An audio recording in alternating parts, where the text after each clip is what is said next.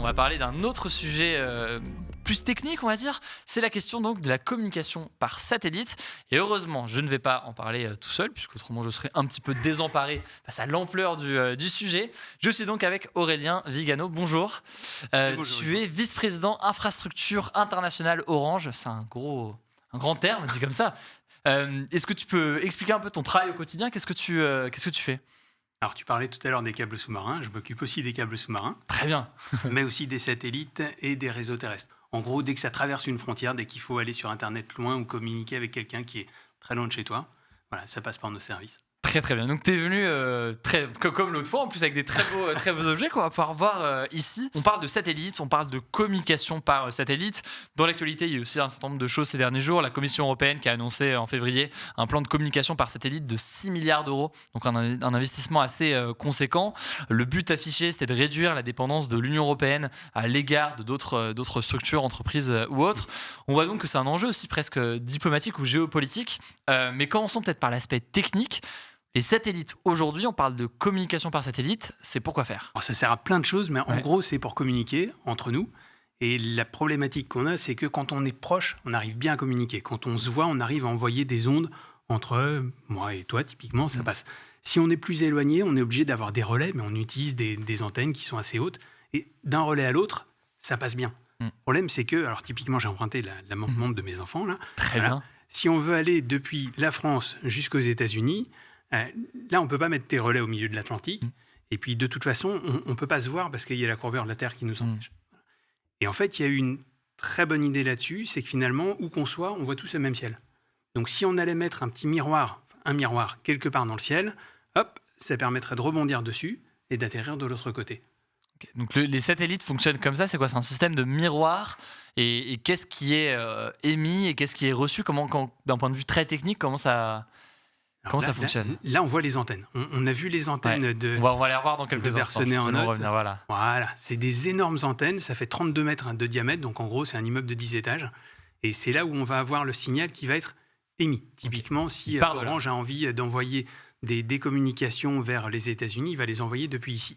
Et Ok. ça va aller vers un satellite. À la base, le premier satellite auquel les hommes, les êtres humains ont pensé, c'était la Lune. Mm. Et aujourd'hui, il y a encore, ça marche, hein. Il y a des réseaux d'amateurs qui s'envoient des signaux en Incroyable. rebondissant sur la Lune. Ça passe. Bon, c'est pas hyper optimisé, quoi. Donc après, on s'est dit que finalement, il valait mieux donc avoir ce petit miroir. Effectivement, la notion de miroir, elle est bonne. Mm. Et en fait, on a trouvé que si on le plaçait à un endroit qui était particulier, qui est à 36 000 km de la Ok. Terre, c'est assez loin, voilà, là, en fait, il va tourner exactement à la même vitesse que la Terre. Ok. Donc, quand la Terre tourne, etc., il reste toujours au même endroit par rapport à toi. Ok. Et donc, il est facile Ouais. à trouver. L'autre jour, on a parlé d'Internet par des câbles sous-marins. Mhm. Est-ce que les satellites y servent essentiellement pour quoi? Pour Internet? Pour d'autres choses? Quelle est l'utilisation principale en termes de communication aujourd'hui des satellites? Ouais, je dirais que c'est Internet aussi. Ouais. Par contre, on va parler vraiment de fracture numérique. Ok.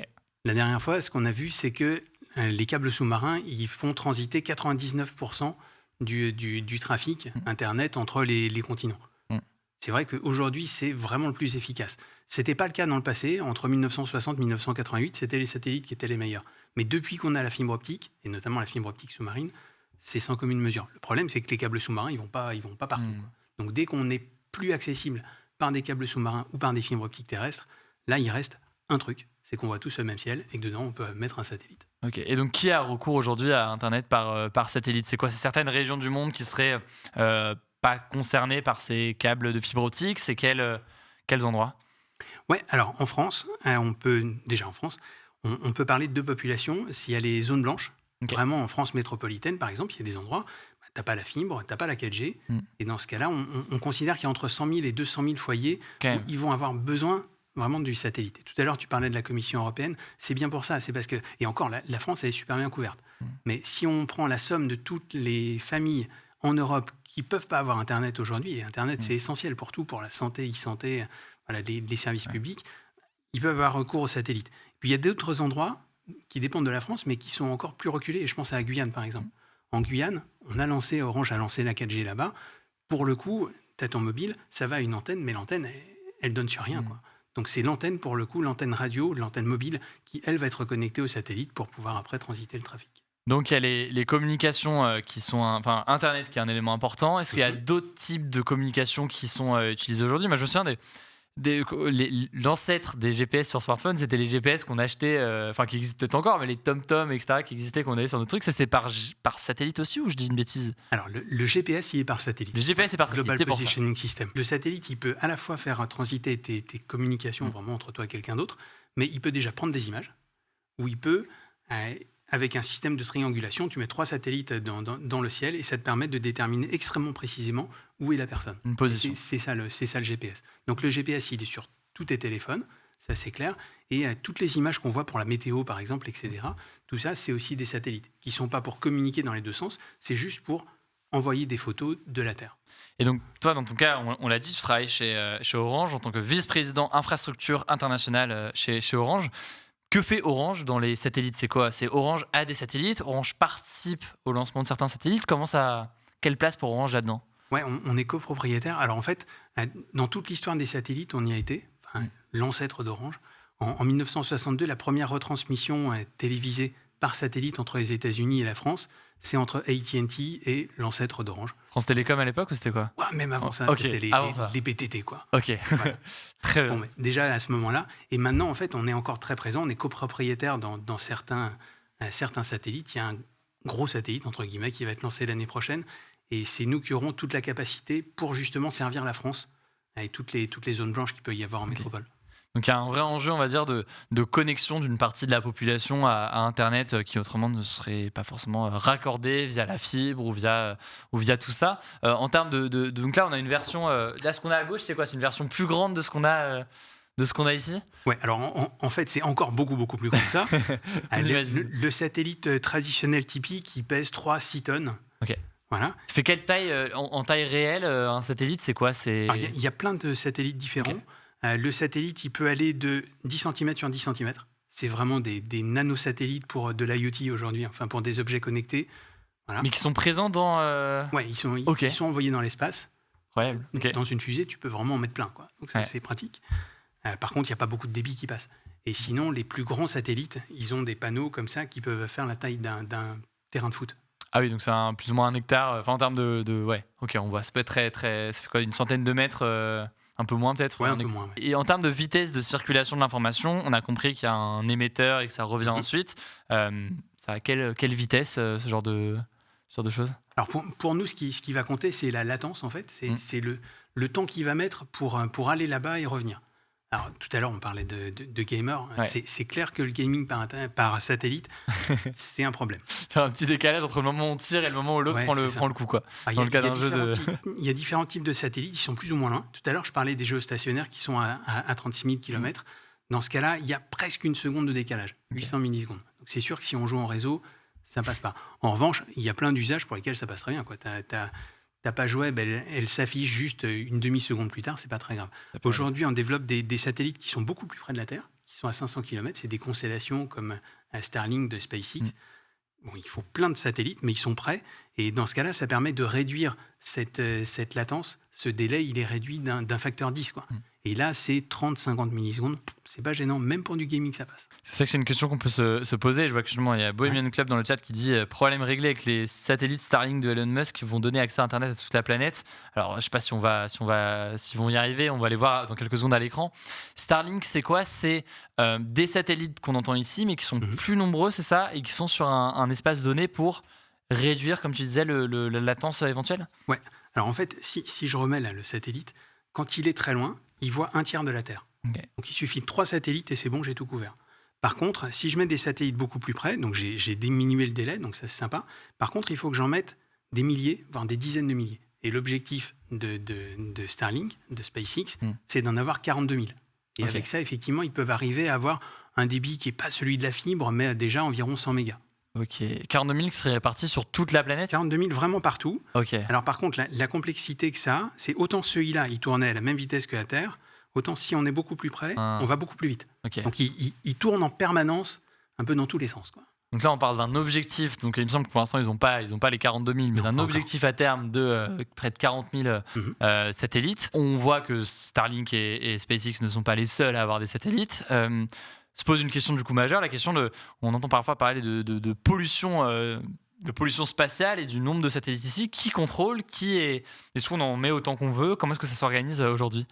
Alors, ouais, tant que c'était sur du géostationnaire, donc le truc, encore une fois, à 36 000 km, il y avait un certain nombre de positions orbitales qui avaient été définies, et les pays s'arrangeaient entre eux. Ok. Dans chaque pays, tu as un régulateur des télécoms, et voilà, et ça passait bien, et quand on avait un satellite qui arrivait en fin de vie, il faut savoir qu'un satellite comme ça dure environ 15 ans. Ok. Au bout de 15 ans, hop, les petits propulseurs là, qu'on voit sur les côtés, ils permettaient de le déplacer un petit peu, et on pouvait le remplacer par un autre satellite.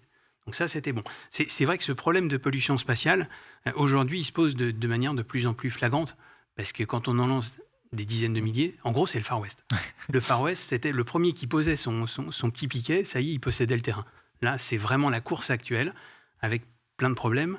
On a parlé de SpaceX, les Américains, mais en même temps, il y a les Chinois qui ont lancé un projet de constellation, pareil, avec plusieurs dizaines de milliers de constellations, et de la Commission européenne, qui elle aussi ne veut pas être en reste.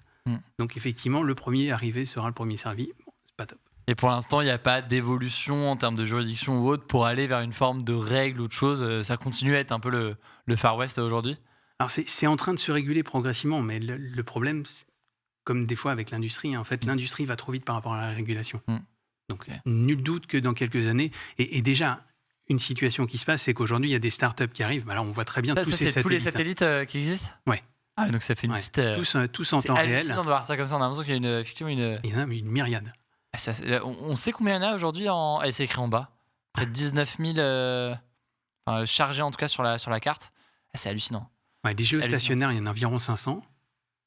Donc les géostationnaires, c'est ceux dont on parlait, qui restent à une certaine distance. Et ils sont à 36 000 km, donc franchement, il n'y a pas de danger avec eux.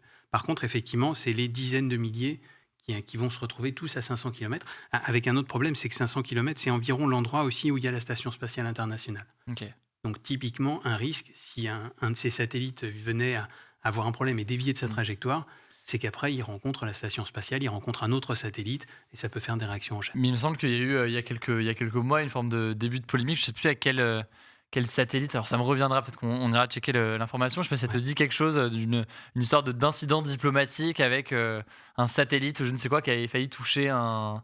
Je sais pas si ça te parle. En tout cas, il y a les Chinois se sont plaints du fait que leur station spatiale chinoise a été frôlée par 2 satellites. Ils n'ont pas dit que c'était Elon Musk, mais en gros, tout le monde le comprenait bien. Ils ont été obligés de se déplacer légèrement pour laisser passer le satellite. Donc on voit que ça mène une forme de crainte là-dessus, de confrontation ou autre. Et donc, dans le cas de la France aujourd'hui, c'est quoi? Est-ce qu'il y a des satellites français? Est-ce qu'il y a des satellites co-détenus par plusieurs pays ou par plusieurs groupes de télécoms? Comment, par exemple, Orange a combien de satellites aujourd'hui ou co-détient combien de satellites? Alors effectivement, on est surtout sur de la copropriété aujourd'hui. Parce que déjà, quand on parle de la France, encore une fois, elle a des territoires d'outre-mer un peu partout. Donc, c'est des satellites différents qui vont couvrir ces différents territoires d'outre-mer. En plus, quand on parle d'Orange, on n'est pas que présent en France, on est présent dans plein de pays, notamment des pays d'Afrique. Ouais. Et c'est surtout là où on va posséder des capacités sur des satellites différents pour couvrir, par exemple, la Centrafrique. Tout à l'heure, on parlait des câbles sous-marins. Le problème de la Centrafrique, alors on ne la voit pas bien là, mais en gros, elle est totalement éloignée, totalement isolée au milieu du continent africain. Donc là, il n'y a pas de fibre terrestre qui les dessert bien, il n'y a pas de câbles sous-marins qui arrivent, bien entendu. Et ils dépendent énormément du satellite. Et donc là, il y a un vrai besoin de développement de la part d'Orange, notamment sur ces zones-là, pour les pousser. Et ça pose une autre question forcément, la question du coût d'un satellite. Alors on imagine que c'est pas donné, hein, on ne va pas en acheter un comme ça et le lancer. Ça coûte combien un satellite comme ceux qu'on a évoqués là, qui restaient sur la même position en général? Ça coûte combien? 200 millions, 400 millions. Ok. Donc c'est un petit budget. Et ça dure combien de temps C'est environ 15 ans, quoi. Ok. Ça dépend. Des fois, il peut y avoir des problèmes. On sait qu'il y a un opérateur satellite qui en a perdu un, c'était il y a 3 ans. Il a perdu 400 millions. Il avait que 4 ans, mais à un moment donné, il a cessé d'émettre. Et quand Elon Musk parle de son projet Starlink, qu'il en veut 40 000, on a dit là, c'est 40 000 à 200 millions ou c'est 40 000? Non, pas du tout. Non, c'est des plus petits budgets. Pour le coup, alors SpaceX ne communique pas sur ses coûts. On peut estimer que c'est environ 500 000 euros pour un satellite. Mais ça fait quand même un projet à plusieurs milliards, plusieurs dizaines de milliards. Et tout à l'heure, tu l'as dit, la Commission européenne, son projet, c'est 6 milliards. Ça donne une bonne indication. Ça se compte en général plus en milliards qu'en millions dès qu'on fait des investissements sur tout ça. Et l'autre question qui est venue aussi dans le chat, c'est quand ils finissent du coup là, est-ce qu'ils se désintègrent, est-ce qu'ils redescendent, comment ça fonctionne le retour une fois que les 15 ans sont passés justement pour un satellite? Alors, dans le cas des géostationnaires, comme je disais, il fallait surtout les éloigner de leur orbite. Et bon, l'espace, c'est quand même super grand, quoi. Ouais. Donc, à partir de là, Globalement, ça. ouais, c'était pas trop un problème. Pour les petits satellites type SpaceX ou autres, effectivement, dans ce cas-là, ils ont tendance à revenir sur Terre et à se désintégrer quand ils arrivent dans l'atmosphère. Ok. Une forme de destruction en entrant, c'est en entrant dans l'atmosphère et il n'y a pas de danger que ça aille, non, parce qu'ils se désintègrent avant de toucher le sol. Ou avant de... ça, c'est bon. Okay. Mais il y a quand même des startups qui se sont lancées pour, avant qu'ils arrivent dans l'atmosphère, pouvoir calculer très précisément où était chacun d'entre eux. Ok. Enfin, c'est qu'il n'y ait pas d'accident ou de choses de ce point de vue-là. Et du coup, il n'y a pas eu d'accident majeur aujourd'hui avec des satellites qui ont existé, genre de collisions ou de choses de ce type-là. C'est pas quelque chose qui est... On touche du bois, non, mais pour l'instant, okay. C'est bon. Et sur les usages, donc on a dit Internet, c'est un aspect important. On a parlé des GPS. Est-ce qu'il y a d'autres aspects via la télévision? Il y a des choses par satellite quand même qui se font encore. Télévision, oui, bien sûr. D'ailleurs, on voit encore bien sur les façades des immeubles plein de paraboles, parce que la télévision peut passer par satellite. Il y a de plus en plus via le câble aussi, mais ça peut se faire encore. Ouais. Il y a d'autres aspects qu'on n'a pas mentionnés. C'est tous les endroits qui ne peuvent pas être couverts, bien sûr, par la fibre terrestre ou par le câble sous-marin, parce que tu es dans un avion, par exemple. Dans un avion, aujourd'hui, tu peux avoir le Wi-Fi. Le Wi-Fi passe par satellite. C'est pareil, si tu es marin, tu es sur un navire, là, c'est aussi le satellite est une super solution. J'en ai fait l'expérience, on avait fait un reportage dans un bateau de la Marine nationale pour voir les coulisses de tout ça. Et on a découvert à ce moment-là les téléphones. Je crois que les téléphones fonctionnaient par satellite, si je ne dis pas de bêtises. Et en tout cas, Internet aussi, dès qu'ils en avaient, ça fonctionnait.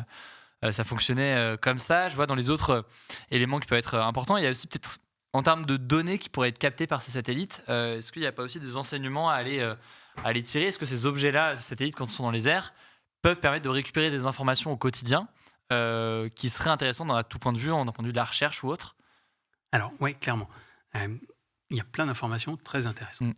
Au niveau de la recherche, effectivement, il y a des satellites et des startups qui se sont spécialisés là-dessus pour pouvoir voir, par exemple, quelles sont les émissions de méthane à chaque endroit sur la Terre, les émissions de CO2, et qui peuvent t'aider à déterminer quelle est ton empreinte carbone pour ton entreprise.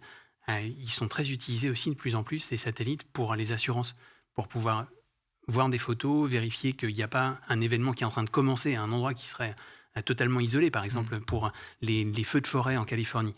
Voilà, il y a des senseurs et ces capteurs, ils envoient des informations au satellite en permanence. Et le satellite va savoir, avant tous les êtres humains sur Terre, il y a un feu qui est en train de commencer. Okay. Donc ça, c'est d'un point de vue très commercial, on va dire. Et puis après, les États, il ne faut pas se leurrer, les États ont aussi beaucoup recours aux satellites parce que ça permet de voir tous les endroits de la Terre, y compris des endroits qui seraient un peu des territoires ennemis, quoi. Donc c'est peut-être un élément aussi de surveillance potentielle ou qui permet d'avoir une sorte de cartographie de fait de certains espaces dans la Terre en temps réel. Est-ce que vous avez d'autres questions dans le chat? Quel pays a le plus de satellites au monde, demande Bohemian Club. Alors aujourd'hui, de loin les États-Unis. Ok. Ouais, vraiment très loin, et c'est justement pour ça qu'on disait l'Europe ne peut pas complètement dépendre des États-Unis là-dessus. D'autant plus que qui dit satellite américain dit les communications qui passent par le gouvernement américain à un moment donné pourrait dire je veux pouvoir accéder à ces informations. Il y a des lois comme ça qui existent aux États-Unis. Donc les États-Unis, derrière, c'est quoi? C'est les Européens, c'est les Chinois, c'est les Russes qui seraient... Ouais, c'est ça. Après, chaque État a tendance à avoir ses satellites parce que ça permet d'avoir une souveraineté, une indépendance. Typiquement, si on prend un État qui est en guerre, il y en a pour l'instant, les réseaux terrestres ont tendance à être coupés. Mais dans ces cas-là, si vous avez une parabole et si tu as un satellite en l'air, tu peux continuer à communiquer. Pas pour tous les habitants de ton pays, mais au moins pour le gouvernement, il peut continuer à communiquer. Et d'ailleurs, c'est ce qui a été dans l'actualité ces derniers jours. On a entendu parler notamment, encore une fois, Elon Musk, qui s'est dit, qui a parlé de la situation en Ukraine et qui a déclaré qu'il voulait justement installer son système Starlink potentiellement pour aider et il le fait aujourd'hui pour essayer d'aider les habitants en Ukraine en fait, à recevoir Internet à travers ces systèmes-là. On voit aussi du coup qu'en zone de conflit, c'est une alternative à d'autres formats, d'autres formes de réseaux qui peuvent exister. Oui, c'est ça. C'est clairement le cas pour l'État lui-même. C'est aussi le cas pour toutes les actions humanitaires. Typiquement, la Croix-Rouge, aujourd'hui, elle est en Ukraine et il y a des installations de satellites qui sont en train de se faire pour qu'ils puissent communiquer en plus d'aider les populations. Donc on voit que c'est aussi un enjeu de souveraineté. Toi, tu travailles chez Orange. Forcément, du coup, Orange, c'est une boîte française. C'est-à-dire qu'il y a aussi, du coup, un engagement de la part de la France et dans les autres pays, de la part des gouvernements pour faire ces investissements et faire en sorte qu'il y ait une forme de souveraineté et de souveraineté des pays sur leurs satellites. Oui, on peut dire ça. Alors, notamment quand on parle d'îles qui seraient très éloignées. On a parlé des Tonga la dernière fois, par exemple.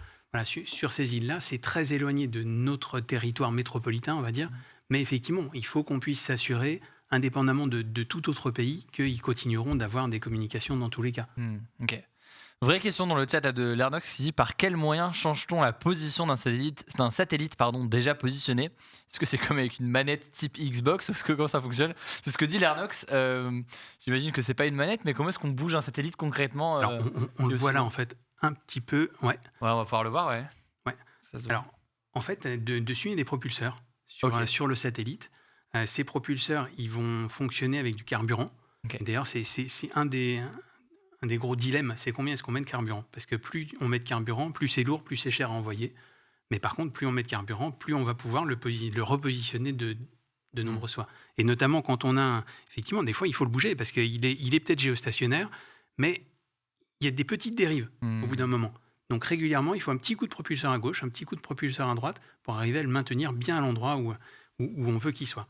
Ah, c'est une précision, mais c'est quoi? C'est de l'ordre de quelques mètres, quelques centaines de mètres, quelques kilomètres? Non, quelques mètres ou quelques centaines de mètres. En termes de pollution écologique et lumineuse, quelles conséquences si le nombre de satellites continue d'augmenter?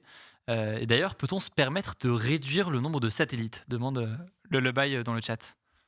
Alors, réduire le nombre de satellites, ça va être dur, une fois qu'ils ont été envoyés. Par contre, effectivement, c'est ce dont on parlait tout à l'heure, il y a clairement une régulation qui est en train de se mettre en place pour que ça ne devienne pas complètement chaotique. Le Far West, comme ça pouvait l'être dans certains cas ici. Copac dit il faut bouger les satellites pour éviter les collisions de débris spatiaux. Comment est-ce qu'on prévoit ça? Enfin là, on parlait de la Chine avec sa station spatiale qui a dû bouger un petit peu. C'est quoi? Ils ont moyen de savoir qu'est-ce qui approche, qu'est-ce qui est les risques de collision? Comment est-ce qu'on les détecte? Ouais, alors effectivement, encore une fois, on a des startups qui non seulement connaissent, tout à l'heure on a vu la carte avec tous les satellites, mais certaines startups connaissent également la position de tous les petits débris. Parce que des débris, il y en a. Il y a eu des petits problèmes dans le passé. Jusqu'à 2 cm, on va dire, la position est connue. Donc on sait pertinemment où est-ce qu'elle va passer. Parce que 2 cm, on peut imaginer que certes c'est petit, mais en même temps 2 cm à pleine vitesse sur un objet assez fragile, ça peut faire des dégâts. Ça traverse, ouais. En effet. Ça peut aller assez vite. Est-ce que vous avez encore une ou deux questions, vu qu'il nous reste quelques minutes en plus? La France possède-t-elle beaucoup de satellites par rapport aux autres pays? Comment est-ce qu'on s'en sort? À quoi ressemble la France? Alors, en fait, il faut plutôt parler d'Europe que de France. Parce que si on pense à Ariane, c'est européen. Si on pense à Airbus, c'est européen. Voilà, donc à chaque fois, en fait, les coûts étaient tellement importants. Et on l'a vu, il y a un tel besoin de régulation qu'en fait, il vaut mieux s'associer. Et l'Europe, oui, l'Europe était bien positionné. Après, ce qui s'est passé, quand tout à l'heure on parlait de SpaceX, c'est qu'on avait donc ce lanceur Ariane Espace qui était hyper connu, hyper efficace. Il y avait la NASA en face. Et un jour, ça s'est fait disrupter par SpaceX. SpaceX, ils font à la fois les fusées, donc les lanceurs qui ont la capacité d'être réutilisables, et les satellites. C'est là qu'on a un peu décroché. Donc aujourd'hui, les lanceurs, on les a encore, on a toujours Ariane, et il faut qu'on arrive à se relancer avec des satellites. Avec d'autres satellites derrière. Pour ceux qui demandent la carte des satellites, on va la mettre directement dans le chat, celle qu'on avait à l'instant. C'est assez impressionnant de voir la quantité de satellites qui sont aujourd'hui en circulation. Je ne sais pas si on parle de circulation d'ailleurs, mais qui sont en tout cas dans les airs autour de nous. Ça pose pas mal de questions sur les débris ici. Est-ce que le coût de l'énergie utilisée par les antennes au sol a été discuté? Non, on n'en a pas parlé. Mais c'est vrai que de base, c'est du coup, ça part de quelque part. Ces lieux-là, c'est quoi? C'est des... par exemple, en France, on a des espaces comme ça avec ces satellites en question. On comprend que chacun dans son foyer, on peut avoir chez soi une petite antenne pour pouvoir capter la télé ou quoi que ce soit. Mais là, les grandes antennes qu'on voit ici, c'était pourquoi? Les très grandes antennes qu'on voyait là. Alors, ces grandes antennes, elles sont pour vraiment émettre le signal. Ou d'ailleurs le récupérer. Mais si on parlait de télévision tout à l'heure, typiquement, il faut envoyer le signal télé vers le satellite et après, il va rebalancer vers l'ensemble des foyers. Et donc celui-là, c'est en France, celui-ci? Ça c'est à Bercenay en Note. En fait, on a encore un téléport en France, on en a d'autres dans un certain nombre de pays, en particulier en Afrique. mais en France, il y en a un seul, avec donc ces antennes qui font 32 mètres, et on voit qu'il y a plein de types d'antennes, en fait, en fonction des usages, du type de trafic qui passe, ou du satellite. Si le satellite est prêt, on n'a pas besoin d'avoir une antenne qui soit aussi grosse, typiquement. Et donc, celles-ci émettent, qu'est-ce qu'elles vont émettre, par exemple? C'est quoi? C'est Alors, là, c'est les celle-ci. grosses, c'était notamment pour être extrêmement précise, pour aller voir des géostationnaires, les plus anciens, en fait. OK. Et on arrivait à taper très, très précisément à 36 000 km. Encore une fois, faut une sacrée précision. C'est pas 1 degré de précision, c'est beaucoup moins que ça. Enfin, en tout cas, c'est assez précis. Et tu parlais de l'énergie, Ouais, c'est pas trop un problème, OK. honnêtement. Euh, le lancement du satellite, on pourrait penser que c'est énorme parce que c'est une fusée qui l'envoie. Mmh. Mais en fait, ça va. Typiquement, Mmh. c'est moins qu'un vol transatlantique. OK. Donc, Et là, on parle de 15 ans après où ça va rester dans les ouais, airs, et en fait, on a une chance, c'est que, tiens, si on regarde sur celui-là, quand on est dans l'espace, le soleil il tape fort. Donc finalement, à part les propulseurs qui utilisent un peu d'ergol, un peu de carburant, le reste, tout le matériel qui va permettre de régénérer le signal avant de le renvoyer, par exemple, Mmh. ça va être alimenté directement par les grands panneaux solaires que tu vois là. Ils se Donc là, ce qu'on déploient au voit là, moment c'est où les on le panneaux met. solaires qui viennent Ouais, alimenter c'est ça. À chaque fois, c'est ce qu'on connaît le plus, donc on se dit, Ouais. ah bah tiens, Oui, on pensait. c'est ça le satellite? Non, ça c'est panneaux solaires pour l'alimenter, quoi. Voilà. OK. Et donc les antennes, Les antennes, elles sont là. OK, c'est les 2 petits trucs. Alors ça c'est effectivement, je pense on peut avoir tendance à penser que c'est les 2. C'est clair. OK, donc c'est juste c'est les panneaux solaires qui viennent, Donc finalement, c'est des énergies renouvelables, ouais, le satellite, c'est pas mal. qui sont présents ici. La question de coach Carla qui dit: «Comment tous ces projets sont financés?» Parce qu'on a compris que c'est des investissements qui sont, conséquents. On a compris aussi que parfois c'était pas, forcément si on fait monter un satellite pour, permettre à 50 000 habitants, d'avoir accès à internet dans une zone blanche, donc une zone où il y a pas, Mhm. cet accès au réseau ou autre. On comprend que c'est pas forcément non plus l'investissement le plus, rentable en soi financièrement. Du coup, c'est quoi? Il y a un soutien de l'État en général pour ce genre de choses aussi qui s'opèrent? Alors il y a des entreprises commerciales, Ouais. comme Eutelsat, Intelsat, SES, qui lancent des satellites. Bon, sur 15 ans, elles arrivent à faire un business case et ça passe. Mais clairement, il y a un certain nombre aussi de satellites qui sont des satellites étatiques. Si je prends l'exemple de l'Indonésie, par exemple, ils se basent sur 9 satellites géostationnaires, des gros, donc ça leur a coûté extrêmement cher, mais ça leur permet de connecter 150 000 points importants pour eux. Donc Mmh. les écoles, les mairies, les bureaux de poste, les trucs comme ça.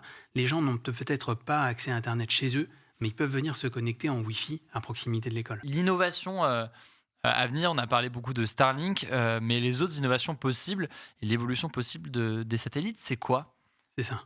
C'est ça? Ouais, parce OK. qu'aujourd'hui, tout à l'heure, tu as parlé de ton mobile quand on était sur le navire, Ouais, le navire marine. C'était pas un mobile normal. C'était un ancien ouais. mobile Turaya. C'est des mobiles super spécifiques pour le satellite. Demain, dans 5 ans, OK. a priori, avec un téléphone, iPhone ou pas iPhone, Mmh. on devrait pouvoir capter directement le satellite. La 5G, elle le permet. Maintenant, ce qu'il faut, c'est qu'il y a plein de problèmes de fréquence à régler et il faut que les satellites soient adaptés aussi. Donc, le temps de construction, de lancement d'un satellite, Mmh. ça va prendre quelques années. Et puis, il faudra, nous, qu'on ait chacun changé d'iPhone ou de Ouais, Samsung ou whatever, ouais. voilà, Pour avoir, pour avoir le système qui fonctionne. Mais sur la 5G est adaptée pour recevoir le satellite. et donc, l'avantage à ça, c'est que si je me retrouve, je dis n'importe quoi, en haut d'une montagne, parce que je suis en train de gravir, je ne sais quelle montagne, c'est pas du tout ce que je fais au quotidien, mais bon, supposons, et que, j'ai besoin d'internet et j'ai pas de réseau, bah, peut-être que là, il y a une solution potentielle via le satellite, c'est ça? Ouais, OK. exactement. Donc c'est clairement un des cas d'usage. Et alors un autre cas d'usage qui est énorme, c'est les véhicules connectés, et en particulier les véhicules autonomes. Mmh. Parce que c'est gentil de dire que la voiture, elle va fonctionner toute seule, etc., avec plein de connexions, mais si elle passe dans une zone blanche, on a un problème. La voiture Voilà. qui s'arrête ou la voiture qui n'a plus le Voilà. Donc elle pourra ouais. switcher, en fait. Il y a des moments, elle est sur le réseau mobile normal, et par d'autres moments, elle est sur le réseau mobile par satellite.